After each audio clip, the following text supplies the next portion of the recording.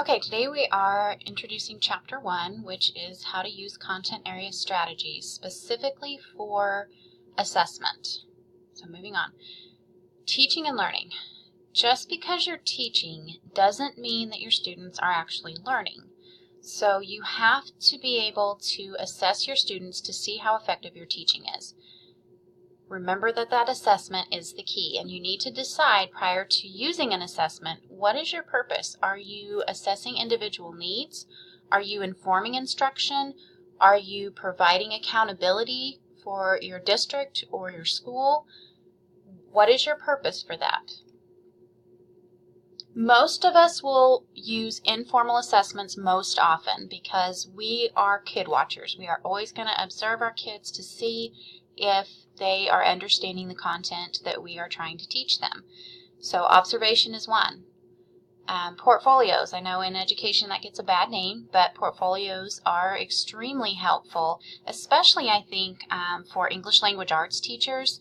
I believe it's very powerful to keep a student's first piece of writing and compare that to their last piece of writing for the year. I think that's extremely effective to show them that.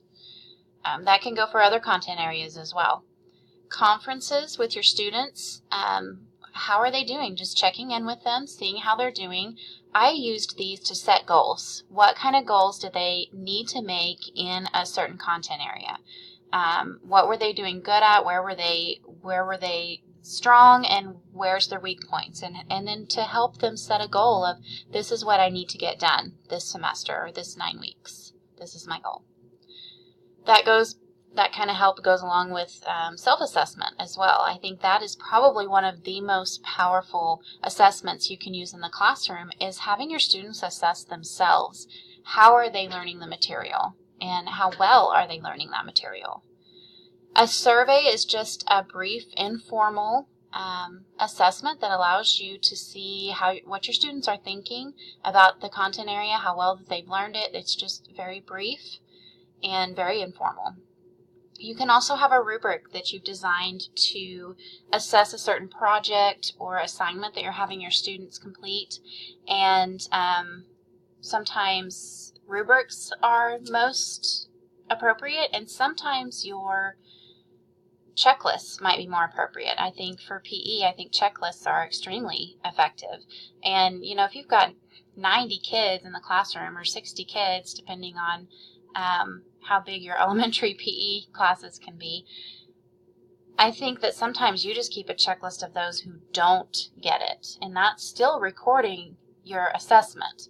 You're just keeping track of those that you want to keep an eye on, because you don't have time to record 50 check marks of the ones that get it. You're just going to record 10 names of the ones who don't get it, and that way you know who you need to be working on, and you automatically know that the other ones got it.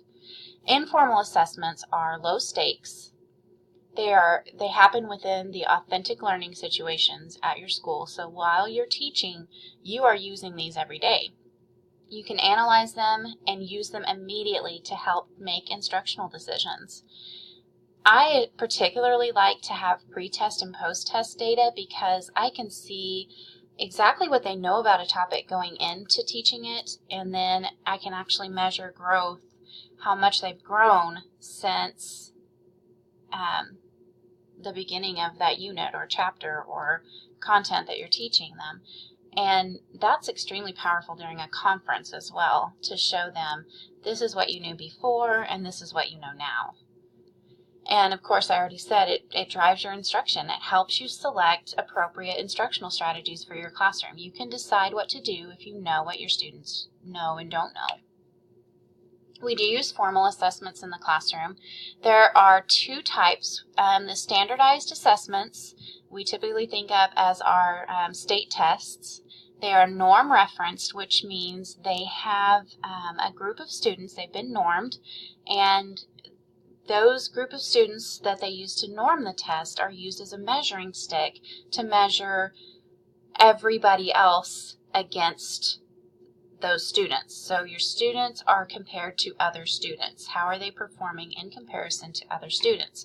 That's what standardized tests tell us. The criterion reference tests measure specific academic skill performance. So instead of taking their performance and saying, this is how you're doing compared to all these other kids, they're just taking that content and saying, this is what you know compared to what you should know in this content area. So you can identify those weaknesses in your instruction. Formal assessments can be timed or untimed, and often these get a bad rap because they're used to determine teacher and school performance. But I always liked to get my standardized assessment information back and also my criterion reference assessment information back, because it helps me know, what am I not teaching well? What do I need? Where are some areas that I can really come up with some good strategies to really help my kids perform better? The best assessment, remember, is a variety of assessments. You're going to use both formal and informal to give you a whole picture of the child. It's going to help you make instructional decisions for each of the students in your class based on the assessments. It helps you think about, how are you going to best serve all the students in your classroom? Those that already may have a good understanding of your content and need to be challenged, all the way down to those who are still developing just those basic skills in your content area. You've got to serve those as well, and everywhere in between. So we use what we call formative assessments. Usually every day we use these because we're watching our kids every day. We're seeing if they understand. I think particularly in math or science or social studies, we may have them get started on a few questions or problems to see how they progress through those right there in the classroom, to see if we've done our job or if we need to put the brakes on before they go any further and go back and reteach something. So it helps you understand how well your students are learning during the teaching process, because remember, if they're not learning, then you as the teacher need to go back and change something. So that's what the assessment tells you. And when you get into the Green Book, Chapter 4, you're going to see several different assessment strategies that you can use to help beef up kind of your formative assessment toolbox. So whenever you're looking at those, keep in mind that these are formative assessments, and they are assessments to use while the teaching process is happening so that you can observe if there's actually learning happening.